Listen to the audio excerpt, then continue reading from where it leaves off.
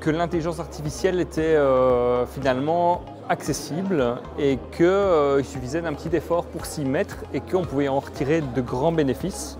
Je me suis rendu compte que j'avais finalement accès à pas mal de choses déjà maintenant et je ne faisais pas l'effort. Enfin, j'utilise l'IA assez régulièrement, mais que je peux encore développer et encore voilà, aller chercher plus de potentiel et que c'est quelque chose de toute façon qui va être dans notre quotidien à partir de maintenant et qu'on doit apprendre à apprivoiser, quoi qu'il arrive. Moi, j'ai beaucoup apprécié le fait de pouvoir discuter avec beaucoup d'entreprises motivées et dynamiques, donc des jeunes entreprises, souvent des startups qui apportent vraiment des solutions nouvelles à des secteurs parfois problématiques.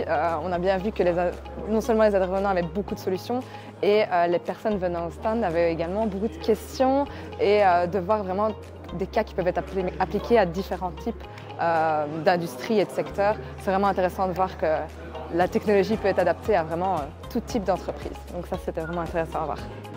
La puissance de l'intelligence artificielle au quotidien, qu'est-ce que ça peut apporter pour les entreprises en termes de productivité, de créativité. Aujourd'hui, on a vu une multitude de solutions qui sont facilement accessibles et que j'ai juste hâte d'adopter.